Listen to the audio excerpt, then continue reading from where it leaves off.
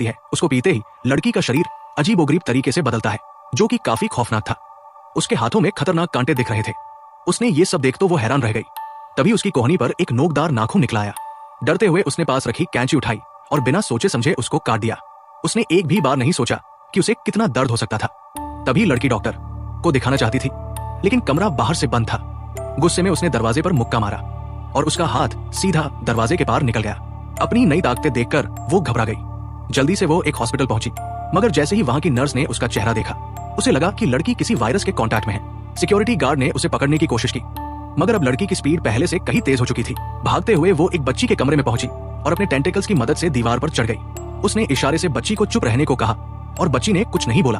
Guard वहां से बिना कुछ देखे चला गया। लड़की नीचे उतरी और अपने लॉकेट से कुछ महंगी गोलियां निकाली और बच्ची को तोहफे के तौर पर दे दी। जब वो घर वापस पहुंची तो देखा कि उसकी मुलायम और इंसानी स्किन अब किसी और ही जीव जैसी बनती जा रही है। उसके नाखून झड़ने लगे थे।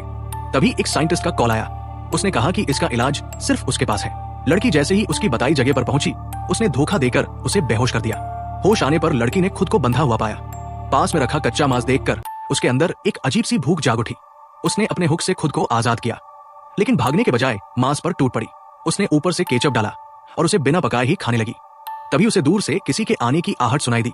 अब उसकी सुनने की ताकत भी काफी बढ़ चुकी थी। जैसे ही किडनैपर्स कमरे में पहुंचे, लड़की ने उन पर थूक दिया।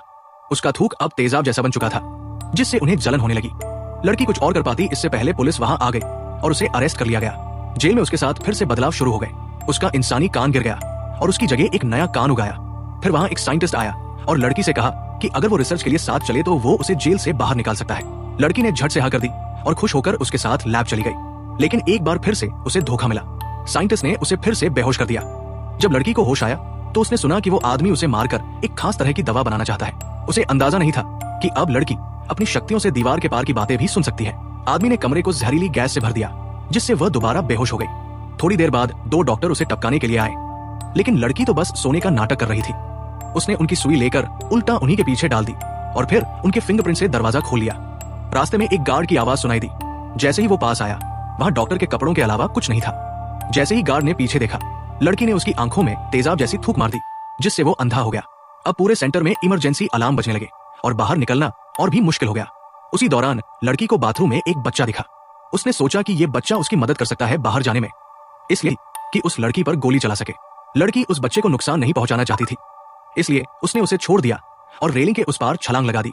जब लोगों ने देखा कि वो उड़ रही है, सब हैरान रह गए। अब वो अपने एक दोस्त के साथ जंगल की ओर भागी, लेकिन तभी सामने जाल लगा देख रुक गई। लड़की ने अपने हुक निकाले और लोहे की तारें काटने लगी। गार्ड्स जब तक वहां पहुंचे, वो गेट काटकर